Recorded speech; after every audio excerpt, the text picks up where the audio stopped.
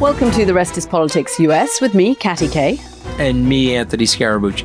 Why don't we start with the Epstein files? We're going to talk about Harold Lutnick, who I believe deserves the Father of the Year award, the same way Trump got the FIFA Peace Prize.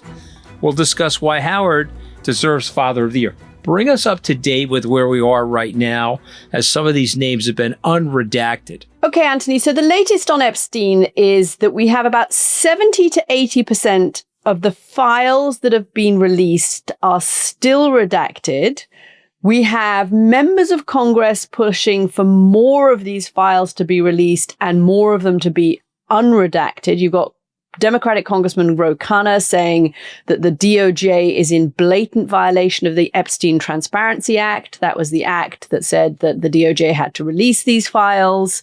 Members of Congress have had to go to a special room in the DOJ to actually look through the files. They spent a couple of hours there. They said it's like looking for a needle in a haystack, however, because there are so many of these documents. But some things have emerged this week. And the kind of key headline of the week is that Howard Lutnick, the Commerce Secretary, has been really in the hot seat. Your Father of the Year had said in a podcast back in 2025 that he had met Epstein once and he was so appalled, ladies and gentlemen of the jury, by what I saw that I immediately did a runner, never wanted to have anything to do with him again. Here is what he said back in 2025. He opens the doors and there's a massage table in the middle of the room. Ooh. And candles all around and stuff. So I ask very insightful, cutting questions. I say to him, massage table in the middle of your house? How often you have a massage? And he says, every day. And then he gets weirdly close to me. Ooh. And he says, and the right kind of massage. Ooh. Now, my wife is standing here. So she looks at me and I look at her and we say, I'm sorry, we have to go. And we left. And in the 6 or 8 steps it takes to get from his house to my house, my wife and I decided that I will never be in the room with that disgusting person ever again.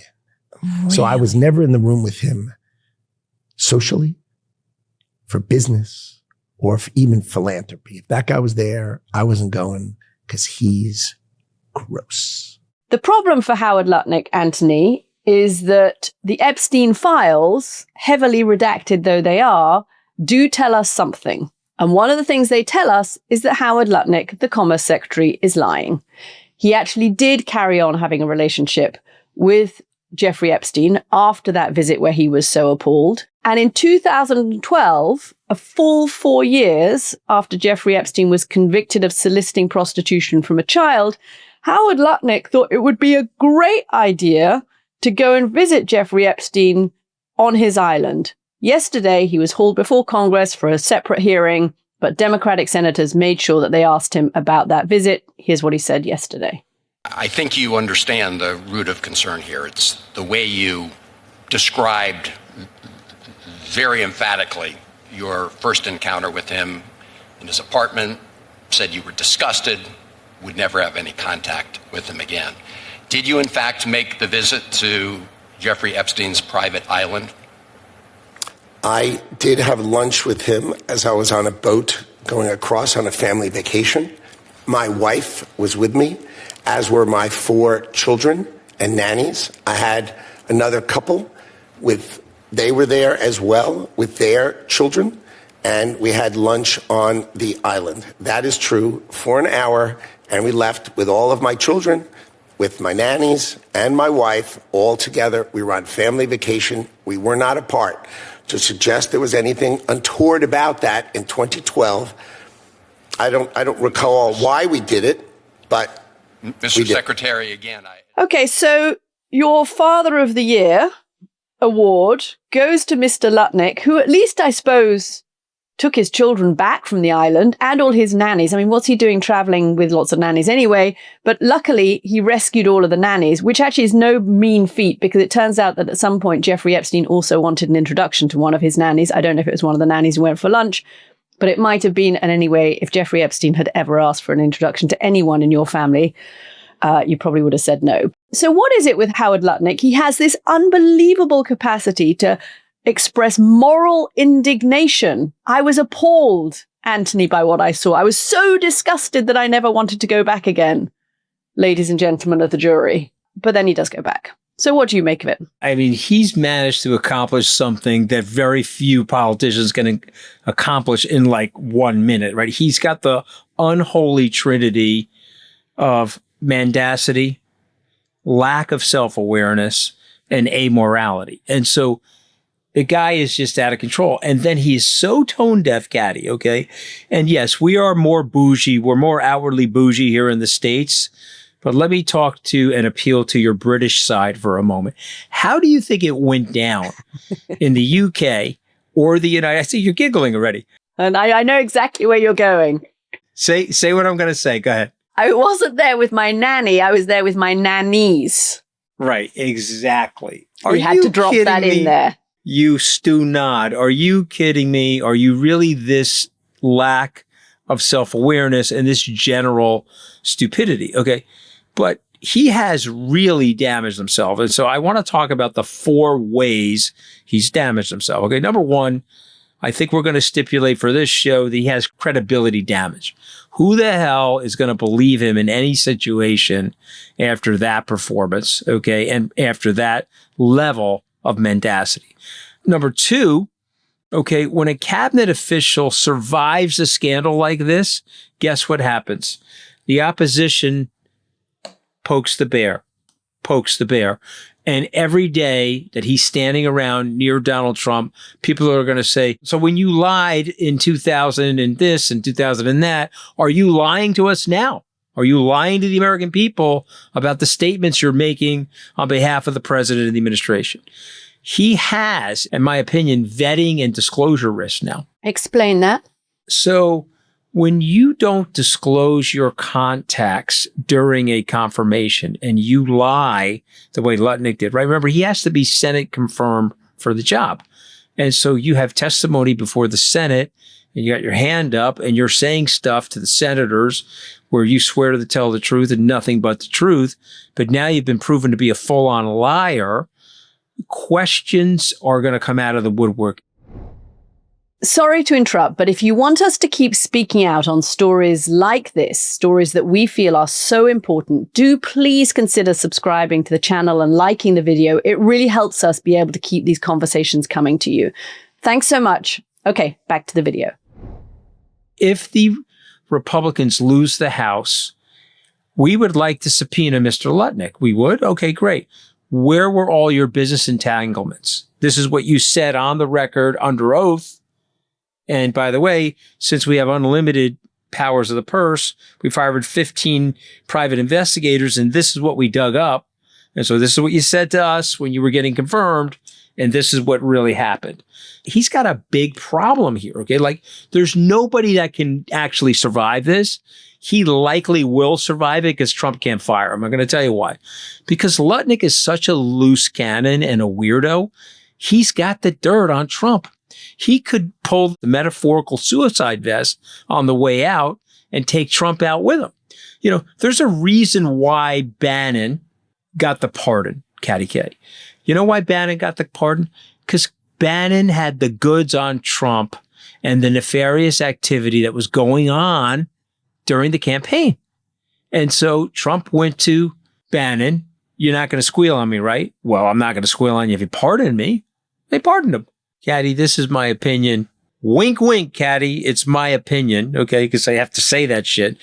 But this is my opinion. So he's in a situation now because he's got these nefarious people around him. And he, too, is also nefarious. He can't jettison Lutnick. And so Lutnick is now either got to leave on his own reconnaissance. He's too stupid to do that. And Massey said it better than everybody, Katty. Massey said, hey, if you want to serve the president, it's in the best interest of the president that you leave the job. Thomas Massie, the Republican congressman, who has been actually right out in the forefront of calling for these files to be released. But let me tell you what else is going on, because you know Washington, okay? Washington is generally a conformist clique of people. And what Washington generally does not like, they're tolerating it from Donald Trump because he's Donald Trump, but Washington hates Katty, hates unpredictability. And Washington is looking at this guy saying, ooh, there's blackmail risk here. There's national security perception risk. Okay, what else will surface? There's anxiety. You've got these senators and these members of the House of Representatives going to go into very tight races as members of MAGA. And they're going to always have this guy's head bobbing underneath the surface, which could have a big impact on them.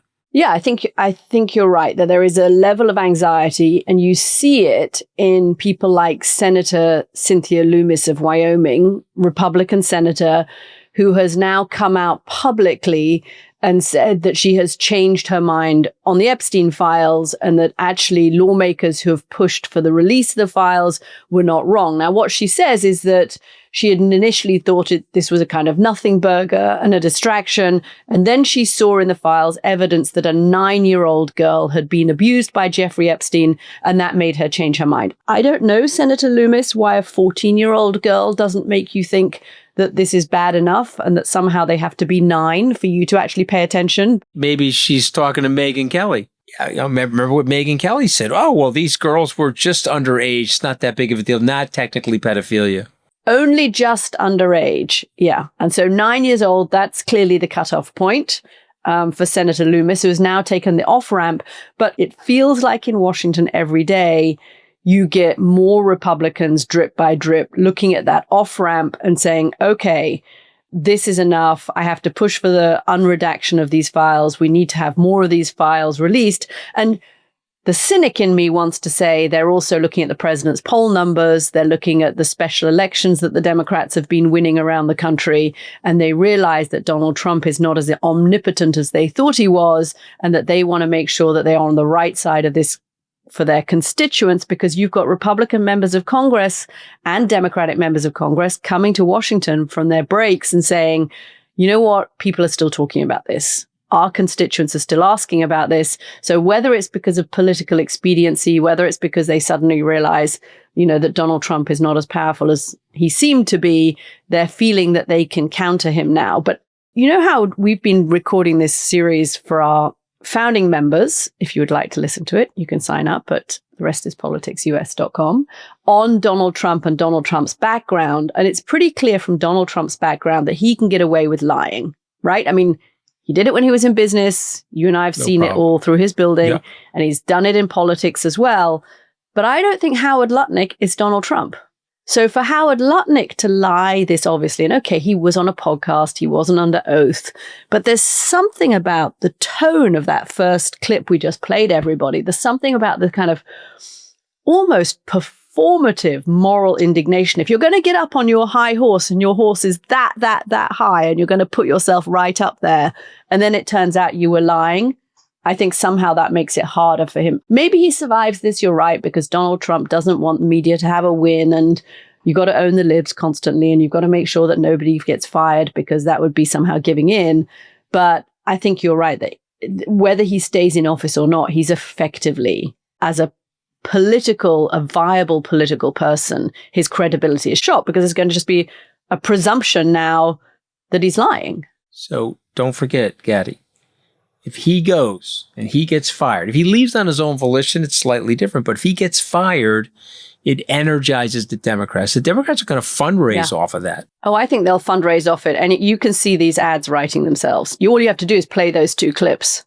The Democrats are going to fundraise off this. But what they could also get from this is a period of back-footed insecurity by the Republicans. This could really put them in a unstable position going into the midterms. But the last but not least, this would force Trump to answer deeper questions about this.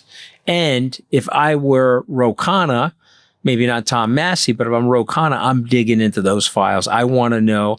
I want to get as much unredacted stuff. There was a report that 38,000 times Trump showed up in the redacted files. Okay, there's a suggestion by somebody today that he's in the Epstein files over 1 million times. That was from Jamie Raskin, the top House Democrat, who said that when he searched the name Trump in the files, it came up more than 1 million times. Yeah. So to me, I think that he's going to be dangling out there. And I think Howard, Mr. Butlick himself, I think he is too... I knew you were going to do it. I knew you were going to go What do you there. mean? But he's, I mean, we didn't say Nutlick because that's inappropriate. We're calling him Butlick. That's like more appropriate, right? I mean, but this guy is really a piece of work, and he's going to sit there and act like it didn't happen and pray that it blows over. But this will not blow over, Katty. Some things do blow over. Like Keir Starmer, I'm not the expert. You're better at the UK politics than me. But Keir Starmer has appealed to his base. He's appealed to the people in the coalition. And they sort of looking at him saying, he didn't really do anything that bad. Poor judgment maybe in picking Mandelson. Didn't understand the full extent of what Mandelson was doing. Never actually met Epstein. Right. Never met Epstein. They're probably going to give him a break. Okay. But not this. This is too close to home. Yeah, it's interesting. I keep getting asked about it. I'm on American television regularly, and I keep getting asked about this comparison. Why is it that in Europe, people are being held accountable, in the UK and in Norway as well? And in the US so far, there is no accountability, and people feel that they could act with impunity around this issue. And they're right. Well, what's the answer to that, Katty? Is it that Starmer was weak anyway politically, and the parliamentary system means that there are a lot of people wanting Starmer's job, and they all think they can vie for it? Here, if you get rid of the top guy, you're not going to get his job. And so there's much less of pushover. Donald Trump has much more of a grip over the Republican Party than Starmer has over the Labour Party. I don't know that it's that there is massively more moral superiority in the UK than there is in the US, but the systems as they are at the moment, with a weaker leader in the UK and a dominant leader here in the US, seem to make it that people, not just in politics, by the way. I mean, they're the titans of Silicon Valley, who basically are the most powerful people in the world. And somebody like Bill Gates, very friendly with the Democrats, who the Democrats love. He's mentioned many times in the Epstein files, not in a favorable light at all. Doesn't mean he committed a crime, but he certainly doesn't come out of it looking very good. Hill and Hillary Clinton, they've been subpoenaed. They are going to testify. And actually, Democrats are seeing that as kind of a win, because if Hillary and Bill Clinton testify, that will set the precedent, if Democrats win the midterm elections, for more investigations and more testimony. I mean, it's possible that if Democrats win back the House of Representatives, then you could see more investigations and more testimony and more people taking the hit for this. I think one thing that's happened is that in this awful polarized tribal world we live in, each party has protected their own. And I think that's the awful thing about this whole story. No one was protecting the victims. No one was putting the victims first. They were putting their political tribe first. So Democrats were worried, if we do too much about the Epstein files, what's that going to do to Bill and Hillary Clinton? What's it going to do to Bill Gates, who we see as one of ours? We see him as a good guy. Republicans were worried about what's it going to do to Donald Trump. Now, what's it going to do to Howard Lutnick? And the polarization means that people are more interested in protecting their political tribe than they are in protecting these girls. But hopefully there are enough bold members of Congress, and congratulations to Ro Khanna, Democrat, and Thomas Massey, Republican, who have worked together tirelessly to get as many of these files released as we have done so far. So kudos to them, right, for working together. I want to ask this question because, we talk about incentives being one thing, but there's also process and the respect for process. And there's also civil servants, or whatever you'd call them in the United Kingdom, that are in the permanent government. The joke in the 1950s was that the deep state called the president the Christmas help. Because he was so temporary and they were there forever, right? This is my interpretation, and it's sort of a leading question, but I want to ask it. The process seems to be respected still in Europe, and especially in the United Kingdom. It's certainly respected in Australia. But I feel like Trump's power over his party has caused us to lose a grip on our process, because under normal processes, lots of these people would be gone, including potentially the president. I think you're onto something there, that the process is holding better.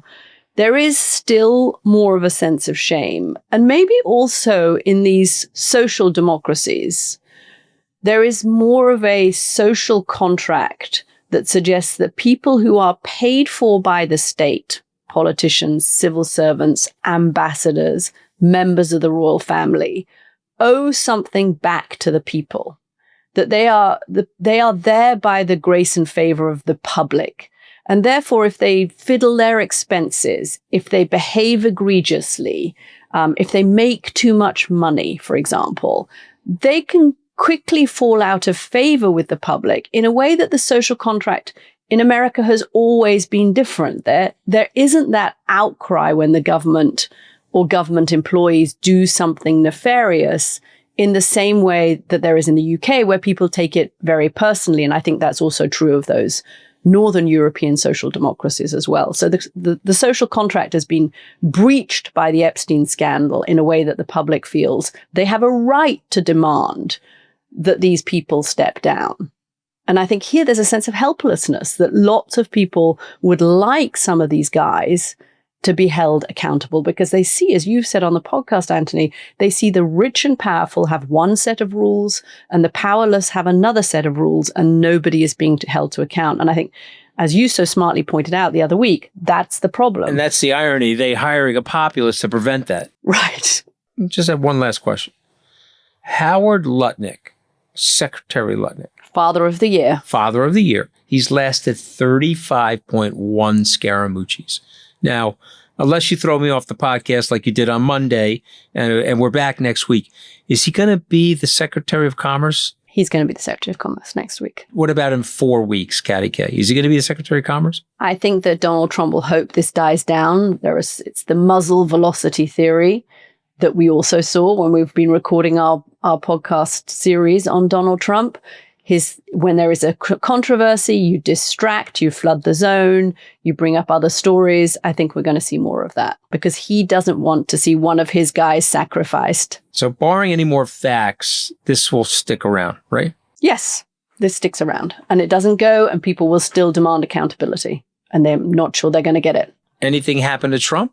I don't know. I think at the moment there is no smoking gun, and it depends how much more is released and how much more is redacted and what is in there, that either suggests that Donald Trump, I mean, the really interesting story about Epstein is, did he have a pedophile ring? Did he traffic these girls out to other people? And my understanding, having spoken to a couple of legal experts who've gone through the files so far, is that there's no evidence of that at the moment.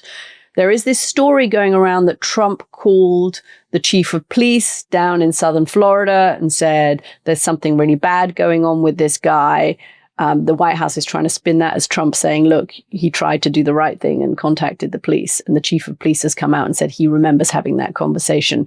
I don't know that anything happens to Trump, but I think the longer they stall on redacting the names of the men who are complicit, this story doesn't go away, because American voters still think that he's involved. 52% of Americans say Trump is trying to cover up Epstein's crimes, and overwhelming majority say they want the files released. Do you think it's significant that the Senate Majority Leader, Senator John Thune, said yesterday that he wants the full transparency? Let's have the full transparency.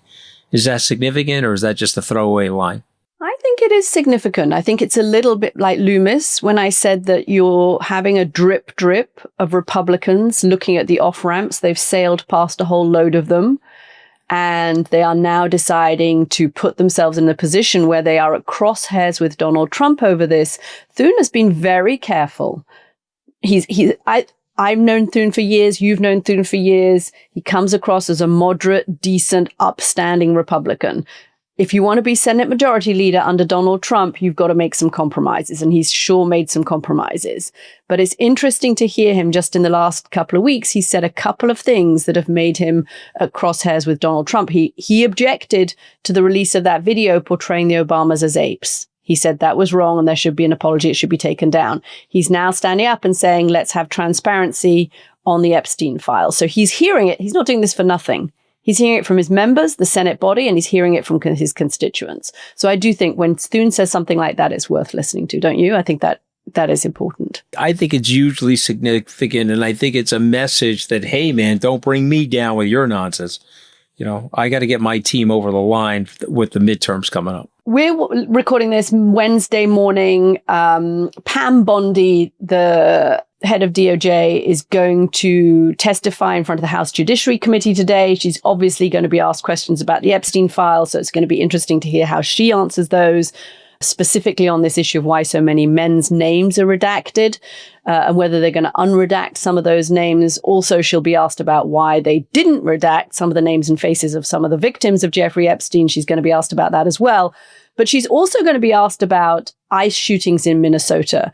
And I think there have been a couple of hearings this week and a couple of things have happened this week that have put the whole ICE story back in the center of American politics. And we just wanted to catch you up with that too. Because there's this story that is coming out from Ireland, from an Irish family who have released an appeal to the Irish government to help an Irish citizen who is being held in an ICE jail, has been held for 4.5 months, despite having a work permit. It's Seamus Coulton. He's been held in Texas for almost 5 months, and he's now done an interview with an Irish broadcast station in which he says that the conditions that he's being held in are incredibly harsh. They're not getting enough food. He's hardly been outside and seen daylight in 5 months. The family has decided to come public with this now, and for him to do this interview to try and make sure that his case is heard and that the Irish authorities try and push the White House for his release. And it's worth stressing that he came to America, overstayed his initial tourist visa, married an American citizen. And when he married the American citizen, he got a valid work permit. He doesn't have a criminal record, and he is pursuing a green card. And in October, after he was detained, he was meant to have his final interview for the green card. So this is a guy who is in the process legally and doing everything by the book, but has now been hauled up into an ICE facility for 5 months. And he is describing it as psychological and physical torture. Let's play you a quick clip of Seamus Coulton on Irish radio. The best way I could describe it is probably like a modern day concentration camp. It's a bunch of temporary tents. There's probably room for 1,000 detainees in each tent. I believe there's like 5 tents. I've been locked in the same room now for 4.5 months. I've had barely any outside time, no fresh air, no sunshine. I could probably count on both hands the amount of times I've been outside. So just locked in this room all day, every day. So, Katty, you have left out the elephant in the room. So what is the elephant in the room? He's white, Katty K. He's Blanco de Blanco. Okay, and these guys are on tape saying, well, I don't like your accent. If it sounds like a Hispanic accent, I don't like your skin color. These guys are on tape in their masks, okay, aggressively going after brown and black people. Trust me, when this surfaces to Donald Trump, he's going to look at the guy and say, oh, this guy's white. What the hell are you guys doing? And that's the facts. Now, we can skirt around them and we pretend that's not happening, but it is happening. And I'm wondering out loud, because this did happen in New York City. We had these search and seizure things going on in New York where, you know, the government took the position that if they stopped you in your car, they get you out of the car and pat you down to see if you had a gun. You know, this was something that's very controversial. Mayor de Blasio banned it once he came into office. But at the end of the Bloomberg administration, they were searching a lot more white people than they were at the beginning of the Bloomberg administration to try to show that it was more arbitrary and random as opposed to it being racially profiled. But here we go, Katty. Okay. And he will likely get released. And the Irish government will likely make an appeal on his behalf, and it'll likely be accepted. That'll be threading the needle or getting the camel through the eye of the needle for that family with this sort of administration. So, I don't understand how it benefits the country. So do your best, Katty. Get your, MAGA. Let's not use a MAGA accent because that'll really, be on the ground. I'll need CPR. But do your best and explain to me how this sort of stuff is helping the country. Well, what's interesting is that we did this week. God, it's been hearing central up on Capitol Hill this week because we did have the ICE bosses and the head of the Border Patrol were up on Capitol Hill this week. They were being hauled in for hearings, and they were being accused of having, blood on their hands because people have been killed, as we've reported. One Democrat member of Congress said, if you don't want to be called a fascist regime or secret police, stop acting like one. But you should have heard, Anthony, the reaction from Todd Lyons, who's the acting director of ICE, and Rodney Scott, who's Border Patrol. They were not apologetic at all. I mean, they refused to apologize to the families of the 2 American citizens who've been killed in Minneapolis. They said that the people protesting ICE are paid agitators. I mean, if they went up there with any sense of contrition, I certainly didn't hear it. I thought it was a really striking hearing that they've got the Donald Trump memo. You just never back down. You never apologize. Noam is telling him, Trump is listening. You're talking to an audience of 1. Do not back down. He'll flip out. You'll get fired. I'll get the heat. Don't back down. Yeah. I had a really interesting conversation this morning. I interviewed Senator Chris Murphy, who has just come back actually from Texas. He was down there trying to see these detention facilities, like the detention facility that Seamus Coulton is in. First of all, he was not allowed in, even though he's on appropriations, which is where the money comes from to fund these operations. And he said we'd given them plenty of warning. They still didn't allow us in, which he says is illegal for a senator. But he said that there is one, he spoke to lots of people while he was down there. He said there's one jail in Texas, in Dilley, Texas, which has hundreds, not a dozen or so, but hundreds of children in it under the age of 5, like that little boy Liam, who there was the photo of, but we only saw the photo of the one little boy, right? There's actually lots of little boys like Liam who are being picked up and put into these detention facilities. He said they call it down there the baby jail because there are so many kids in these jails. He says the ICE officers are acting with total impunity. They are making up the law as they go along. So he couldn't get into the facility, so he went to the courthouse where they're hearing these immigration cases. He says outside the courthouses, they've got ICE buses waiting to pick people up as they come out of their court hearings. And these are people who are going through the process legally, right? These are the people who are turning up for their hearing when they're asked for. They've applied for asylum. They're doing everything by the book. They go in for their hearing, a bit like, Seamus would have gone in for his green card hearing, or lots of people you and I know who are going through the process would go for their hearing or go for their interview. And they go in for their hearing. And what happens? They walk out of the building, they get swiped up by ICE straight away, and they get put into these horrendous detention facilities. And it's worth reminding people, this is not an actual criminal offense. Coming into the United States illegally or being in the United States illegal is not a felony. It's a civil violation. It's a misdemeanor, civil misdemeanor. And yet these people are being held in conditions that are the kinds of conditions you would put the worst possible criminals in. I mean, the stories coming out of some of these detention centers of women being forced to wear diapers because they can't go to the bathroom, of there being feces on the floor, of there not being, as Seamus said, there not being nearly enough food, of getting kid-sized portions of food.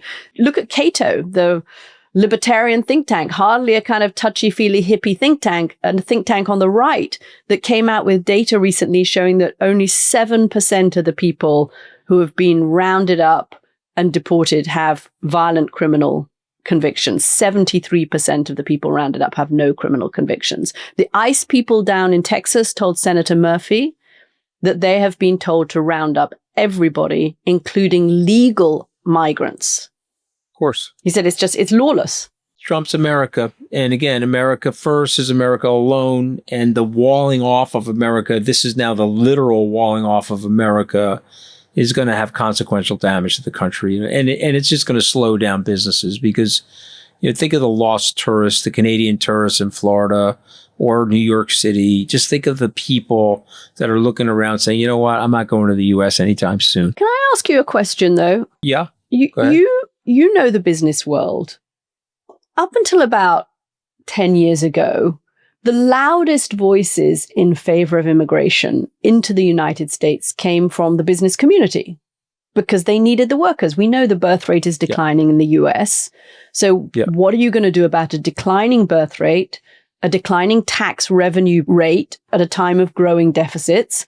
You're going to have to expand your tax revenue base and you're going to have to expand your worker base. How do you do that? The obvious way is to bring in more people into the country, right? If you're not going to get Americans to make more babies, which is what J.D. Vance is trying to get them to do, if they can't make more babies here, you're going to have to bring them into the country. So where is the business community right now in standing up for more immigration into the States? So it's a great question. I think it's very bifurcated. They want the astrophysicists from Germany. They want the marine biology scientists from Norway. But in Trump world, they're hoping that those people will pay for it the way Nicki Minaj did. It's sort of like a Nicki Minaj Trump gold card into America.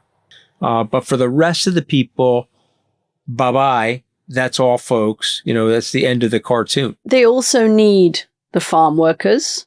They do. The construction workers. And Trump made a very big mistake with that. The sports industry workers, the service industry workers. And we know, the data is all there. The proportions of people who work in those industries who are here undocumented is very high. 100%. And in the past, I feel like you'd have had farmers saying, we haven't got people to come and pick our citrus crops. We haven't got people to build those data centers you're building at such high speed along Route 50 in Virginia. I mean, 100%. Why is the business community not trying to protect the unskilled workers? Because they're not replacing them with American workers. I think on the margin now they are. I think that on the margin you're getting the pushback. You have the very famous Hyundai assembly line pushback. You're getting quiet pushback by different business executives saying, hey, man, we need these people. These are not jobs that the American people want to do. You have willing people at these salaries that we can afford, and we want the people. And so I do think you're going to see a slow roll in the other direction, because as Trump gets past the midterms, his indifference is going to kick in. His avarice is going to go exponential, but he'll be fairly indifferent to those sorts of things, And but listen, anything can happen, of course, in the United States, Katty. But I am aghast that we've got the Irish guy in the jail for 4.5 months. You and I don't know about it. I know I didn't know about it. Maybe you did, but I didn't know about it. No, I didn't know about it. And I'm just sitting here saying, how many more are there? Right? Exactly. Thank you very much. How many more are just like him? Caroline Levitt. Caroline, hey, how are you? Yeah, great. Yeah. How many more are just like him? Okay, we're going to leave it there. Thank you so much for listening, everybody. All right. We'll see you guys next week.